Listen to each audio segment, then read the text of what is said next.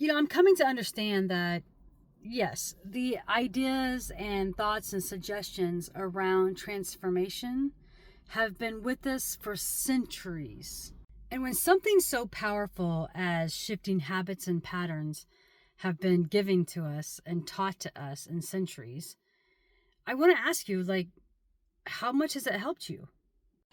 Because, yes, we're taught at the beginning of the year, set these goals that will bring in your new year, right? Hello, I'm a transformation and spiritual development guide. And I can tell you right now that in some of the ways that we're taught about transformation, we're not really listening to the whole body, the whole mind, the whole heart, the whole spirit.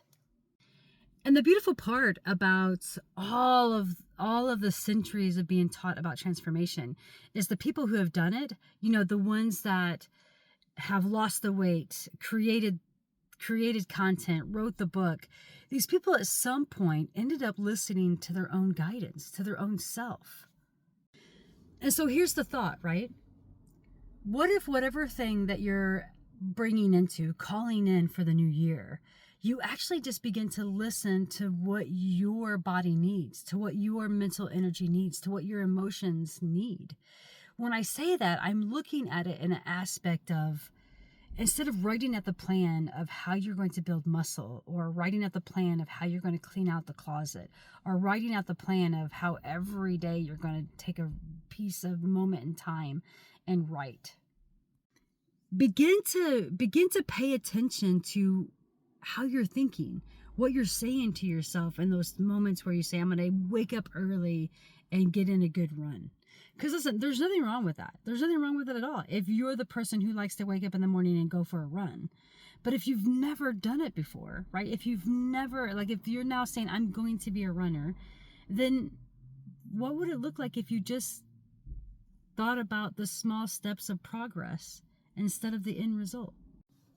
And with that said, what would it look like if you kind of paid attention a little bit to the awareness that you're having when you're creating these new habits and patterns? Because the key really to creating is to be able to take what you are wanting, right, and align it with the habit that you already have. So I'm going to move back to the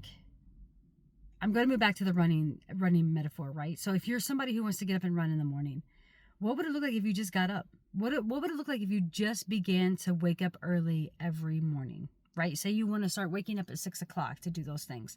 Well, the small step would be take a week or 2 weeks and just wake up at 6 o'clock in the morning, every morning, without doing anything else. Just begin to allow your body, your neurons, all those things inside your brain to shift to say, I'm waking up. I'm waking up. And then after those moments, begin to pay attention to how you're feeling, how it feels to wake up. What are your thoughts? What are you thinking? Right? And then after those 2 weeks, now give yourself a chance to, once you wake up, you put on the running gear outfit and you step outside. You just put on your running gear outfit and you step outside. And that's it. Right? Begin slow. You don't have to worry about the outcome right now. The outcome is unmeasurable, right? Start with the small steps of progress. And until next time, keep loving, keep growing, and keep embracing life boldly.